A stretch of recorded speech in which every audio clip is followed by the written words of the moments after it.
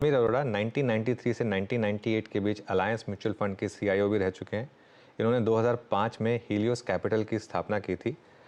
और समीर जी आईआईटी दिल्ली से पढ़े हैं और उसके बाद आईआईएम कलकत्ता से एमबीए किया है इन्होंने। समीर जी वैसे रहते सिंगापुर में हैं, लेकिन दिल से पंजाबी हैं अभी भी।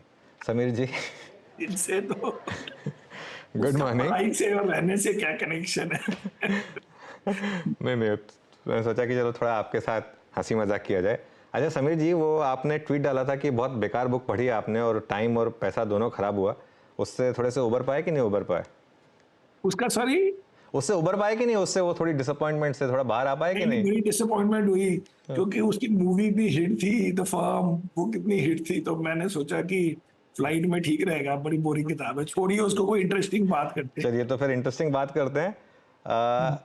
अच्छा, आज आप एचडीएफसी बैंक के एनालिस्ट मीट में नहीं है क्या? मैं नहीं हूं, बट हमारे हेड ऑफ रिसर्च मिस्टर अभय मोदी हैं। हाँ उनकी कोई न्यूज आई नहीं है अभी, तो शुरू होगा शायद, हाँ। तो शाम को पता लगेगा।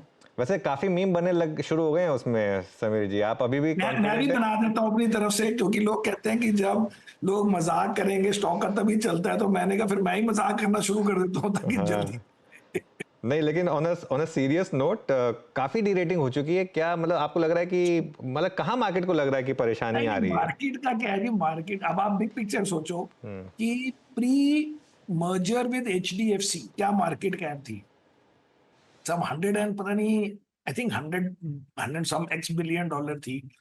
और अब पूरा एचडीएफसी के साथ मर्जर हो गया, और उसके बाद कोई 17-18 billion dollar, I forget the exact number, some 18 billion dollar market cap higher है। उसमें एचडीएफसी को मिल गए वो सब्सिडरीज जो थी एचडीएफसी की, एचडीएफसी बैंक को मिल गई, विच is HDFC AMC and the insurance company, जो एचडीएफसी की थी, एचडीएफसी बैंक की नहीं थी। तो एचडीएफसी बैंक को बेसिकली एचडीएफसी के शेयर तो कुछ 10-11 बिलियन डॉलर में मिल गए हैं। इस हिसाब से देखो तो क्या इससे कम कोई हो सकती है चीज? अब ठीक है, मार्केट का मूड है। अगर आप देखिए पीएसयू बैंक्स की मल्टीपल हायर है। अब इतना भी तो नहीं हो सकता ना, कुछ मिली, हर चीज की कोई लिमिट होनी चाहिए। नहीं वो मैं समझ गया, बट लेकिन लेट्स सी हम क्या बोलते हैं। हाँ। मेन बात है कि management has to hmm, be on the front foot. They can't say आप हमें बताओ जी आपको निम चाहिए कि आपको ग्रोथ चाहिए। They have to guide the way these other companies guide. थोड़ी एग्रेशन चाहिए in guiding, not in working. Guiding means explaining and being confident about explaining and not being defensive. हो जाएगा। ओके हो जाएगा बिल्कुल। खैर पास में तो यही रहा है कि अगर आपने ऐसे मौक़ों पर खरीदा एचडीएफसी बैंक को तो बड़ा पैसा बना है। खैर सिंस आपने पीएसयू बैंकों की बात छेड़ दी समीर जी, ये जो इतनी बड़ी एकदम से री रेटिंग आई है पिछले एक महीने में एसबीआई में, ये क्या इस वजह से ही आई है कि जो लोग एचडीएफसी बैंक से थक गए उन्होंने फाइनली थोड़ा शिफ्ट कर लिया, या कुछ और रीज़न है? और आपका व्यू क्या है यहाँ पर? आपके पोर्टफोलियो में है क्या एसबीआई? हाँ जी, एक्चुअली क्या हुआ, बिकॉज ऑफ प्राइस मूवमेंट अभी टेक्निकली एसबीआई हमारी नंबर 1 होल्डिंग हो गई है और एचडीएफसी बैंक नंबर 2 हो गई है। ऑल्दो हम सबको बोलते हैं HDFC is our top holding, but because of price movement SBI number 1 हो गई। सो ये क्यों हुआ? Because ultimately both these, I mean all these three banks which we own, all three, which is HDFC bank, SBI और ICICI, actually last year भी काफी under perform किया सबने। मार्केट कब थी कोई 25% और ये अब थे 6-7% ईच।